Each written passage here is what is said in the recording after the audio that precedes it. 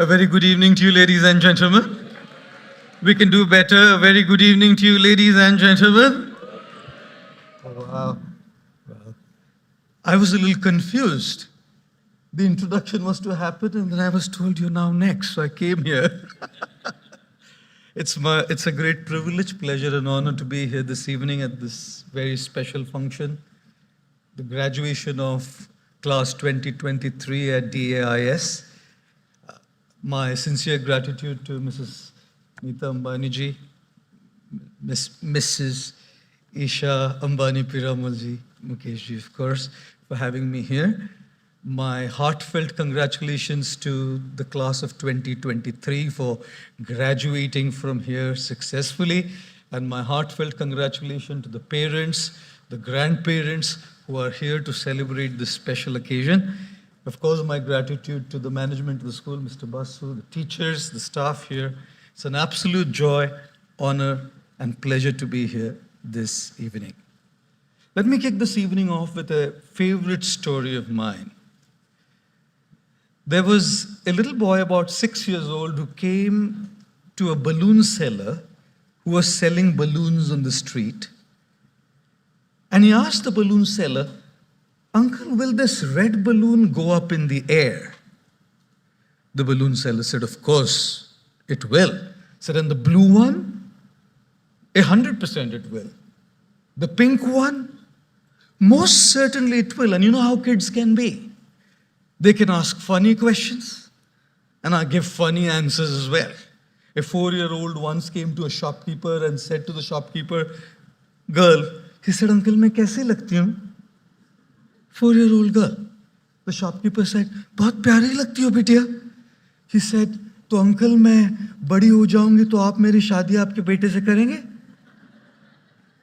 The shopkeeper said, "जरूर करेंगे बिटिया." He said, "तो अंकल फिर अपने होने वाली बहू को एक फ्री डेयरी मिल्क नहीं देंगे?" Children, very innocent, charming, clever, smart. They can ask funny questions and they can give funny answers too. A teacher in class asked a 6-year-old, "Which state of India are you from?" He said, "I'm from Arunachal Pradesh, madam." She said, "Can you spell it for me?" He said, "I'm from Goa, actually." Who spells Arunachal Pradesh? Kids are kids, aren't they? This little boy asked, "Will the pink balloon go up? Will the red balloon go up? Will the black balloon go up? Will the blue balloon go up?" The exasperated balloon seller said, "Look, darling, the balloons don't go up in the air based on their colors. The balloons go up in the air based on what's filled inside of them, the gas, the air. That's what takes the balloons to the heights of success." Boys and girls, the class of 2023, we're all different colored balloons with different abilities, different skill sets, different backgrounds, different upbringings, different family cultures, different traditions, different opportunities, different resources, different challenges. We all have a very different outside. But guess what? Everybody who has reached the heights of success and has made a mark in the world hasn't ever done it based on the color of the balloon, hasn't ever done it based on resources, hasn't ever done it based on opportunities, hasn't ever done it based on skills, hasn't ever done it based on what they've just learned in school, college, and universities.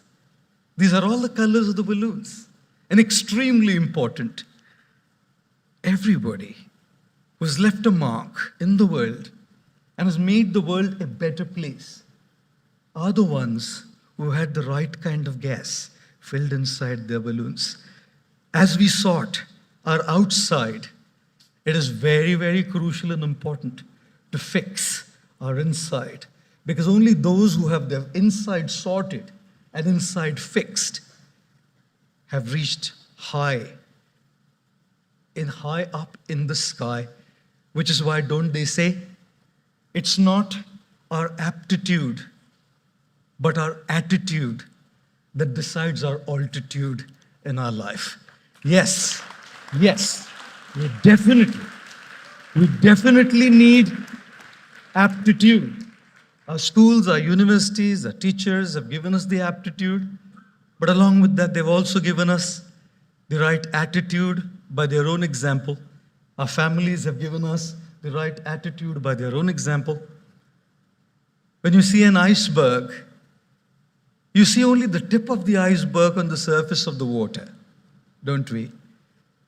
The achievements of others, their success, their popularity, their achievements, their accolades, their wealth, their money, their fancy cars, their homes, their fancy vacations and holidays is all the tip of the iceberg, what we say. But right underneath that surface is a huge, humongous iceberg, which is unseen to the eyes of the world. The world sees the tip of the iceberg, the money, the popularity, the success, the achievements. What we do fail to see is the huge iceberg underneath the surface of the water, the failures, the patience, the determination, the grit, the courage, the troubles, the struggles, the resilience, the tenacity. All of these is what makes that little tip sustainable and seen to the world as you are now going to embark on your new journey. And as you work on achieving that tip of the iceberg, my prayer today is that may you never forget the unseen. Take inspiration from your heroes, from your role models, from your families, from your teachers, and learn. As a humongous iceberg underneath that surface of the water that's responsible for the tip of the iceberg to remain there. Remember always, it takes a lot of sleepless nights to become an overnight success. And therefore, here's the first principle that I want to share with all of you today. If you want to get the seen, focus and work on the unseen. If you want the tip to be up there, focus on the huge iceberg underneath the surface. If you want your balloon, the beautiful colored balloon, to soar high up, focus on what's filled inside as well. How many of you love going on a holiday? All of us. How many of you love traveling? Oh, okay, I must put my hand down. I hate traveling. Because in a year, sometimes I end up taking over 300 to 325 flights. That's insanity when it comes to traveling. And you can have all kinds of experiences when you travel. Like I was flying once and the stewardess comes up to me. I'm not going to mention the airline. The stewardess comes up to me and says, "Welcome on board, sir. We guarantee takeoff." I said, "Landing, madam?" She said, "You're a monk, isn't it? It's important to pray." Oh, takeoffs and landings. The three biggest fears people had back in the day were, number one, the fear of public speaking. Anybody here? Okay. Number two was the fear of death. Anybody here? Okay. Number three was the fear of flying on an airplane. I guess that's why they call an airport a terminal. Possibly. Possibly. Oh, and those three fears have now been replaced with three biggest fears today. Number one, battery of the smartphone dying. Number two, poor Wi-Fi signal. And number three, that wheel on your phone which says still buffering when you're watching a Netflix show. Ladies and gentlemen, boys and girls, in my experience of travel, I hate travel because it's just so much of it. But how long can you keep saying, "I hate it, I hate it, I hate it"? I don't know, when do we stop this self-defeating talk? I hate this subject, I hate leaving home, I hate going here, I hate doing this, I hate. This self-defeating talk stops us from reaching where we want to reach in our lives. I have traveled to the United States. I said, right, I'm like, do insane stuff. I am an insane guy. I remember going to the US once, flying to New York City, and then going to Orlando for a talk. I was in the US for 16 hours. I flew for 22 hours to be in the US for 16 hours and got back to Mumbai for another function. And in 6 days after that, I flew back to New York City, 17 and a half hours, to be there for 48 hours and come back again for a function in Mumbai. 3 days after that, I flew back again to Chicago to be there for 36 hours to come back to Mumbai. And at the immigration, there was an Afro-American gentleman sitting there. He said, "Why don't you just stay, young man? You're just zipping in and out all the time." And guess what I learned? When you're traveling so much, 17 and a half hours of a flight, Mumbai to New York. We're all looking forward to reach the destination when the flight lands. But in looking forward to the destination, very often, ladies and gentlemen, boys and girls, we forget to enjoy the journey. What a sheer waste of 17 and a half hours. If I say I hate flying, I don't hate this. I hate being on the flight. I hate this food on the flight. I hate being on this seat. I hate. And I'll only be happy when I land and I'm in New York City. I have wasted 17 and a half hours of my precious time. I have wasted my journey. What I want to share with all of you is, we move from one point to another point, go from one destination to another. You came here in the kindergarten, you moved to grade 1. Destination point A to B, in between the journey was 365 days. And you've been moving from one destination to another. Today, at the school, it's your final destination. You move out, now looking forward to your next destination. At Columbia, at NYC, at Yale, at Stanford, at Oxford. And what I do want to share with all of you is, destinations are important, but do not forget to enjoy the journey, because the journey to the destination is very long. And I've seen a lot of times that we become destination addicts and forget to enjoy. How many of you had a great time at DAIS? How many of you had a great time with your friends? How many of you enjoyed the journey? Okay, wow. Looks like I need to take my clothes off and come back, madam, to DAIS to experience this beautiful journey. I was sharing with her an interesting story. This is a class in London, 7-year-olds, and a teacher asked all the kids, "What do you want to be when you grow up?" Some of them said doctors, some of them said lawyers, some of them said actors, some of them said solicitors. One boy was quiet. The teacher turned to the boy and said, "Does it take that long to answer that question?"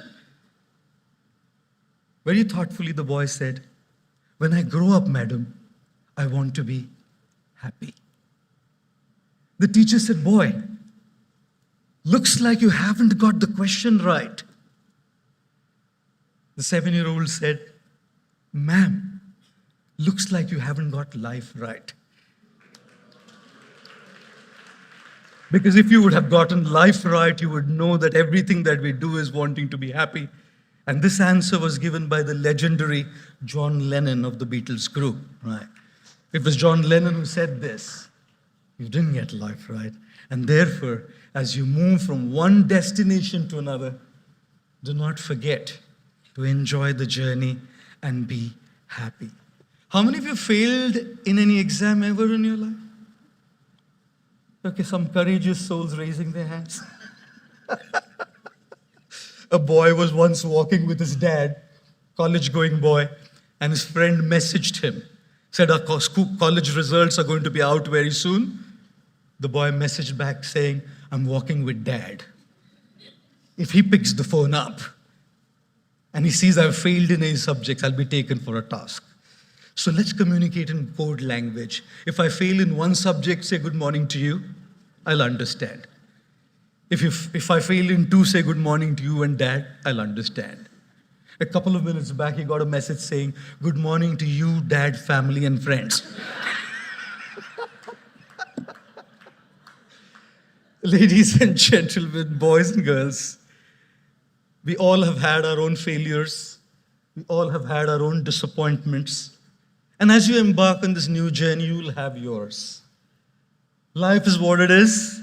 With all our dreams, with all our aspirations, with all our ambitions, life does what it does to us. And when failures do come, disappointments do come, we need something very incredible. I remember when I was graduating and I was finishing my diploma in engineering, I stood second in the state of Maharashtra and I missed my first rank by 4 marks. I was very, very disappointed.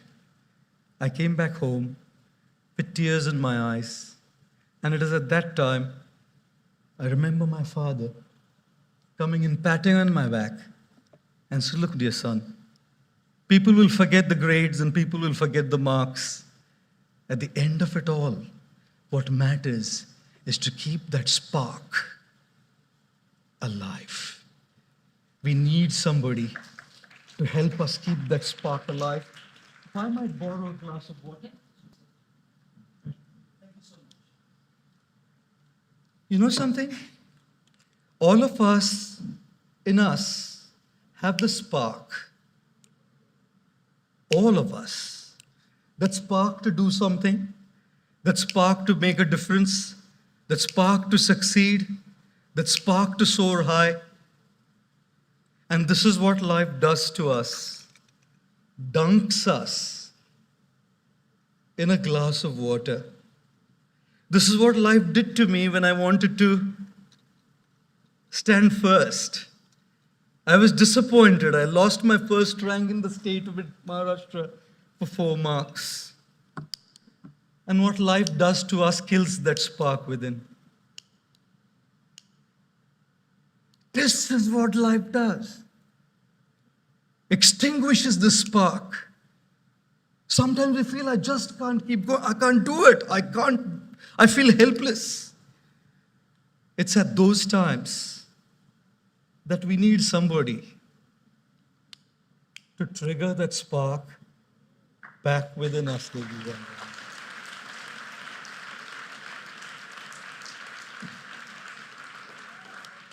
If you don't have this somebody, we'll be lost. For me, it was my dad. And I hate saying it.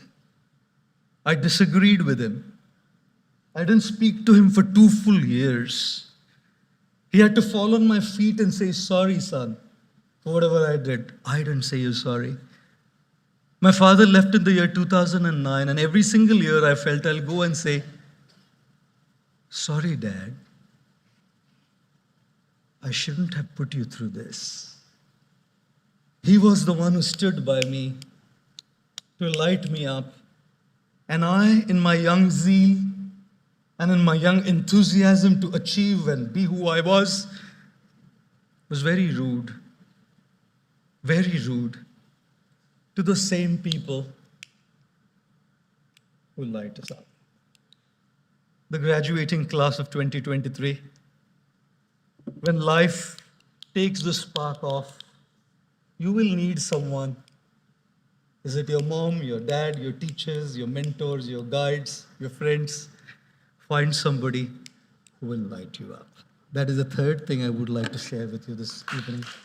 And here's the last little thing, the light bulb. Since I fly so much, if the stewardess doesn't come up for that day, I'd probably end up making the announcements myself.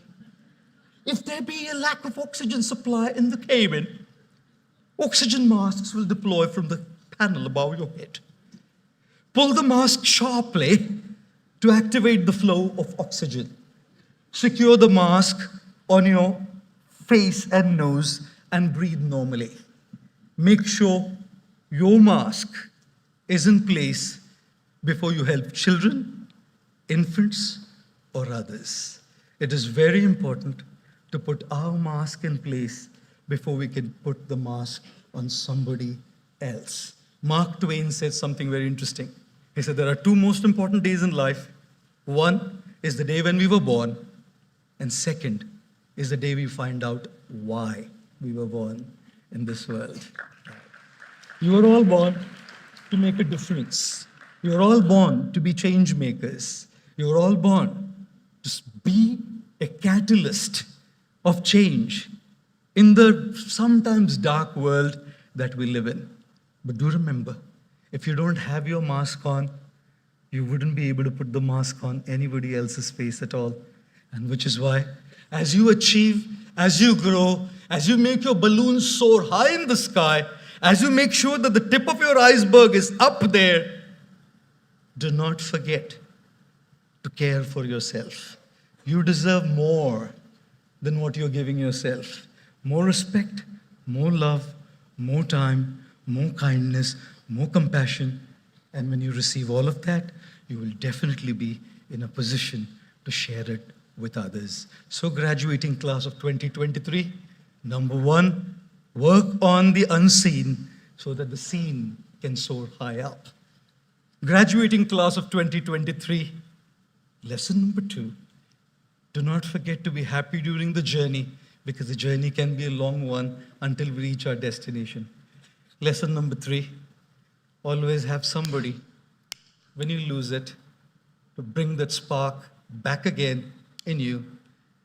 And my last parting thing, make sure your oxygen mask is in place, because you have a bright future to make a difference in this world by being impactful. Once again, I congratulate all of you, parents and grandparents, for having achieved this milestone in your life. And thanks to the management, thanks to Mrs. Neeta Ambani, Isha Ambani, and all of you. Wishing you all the very best. Thank you very much.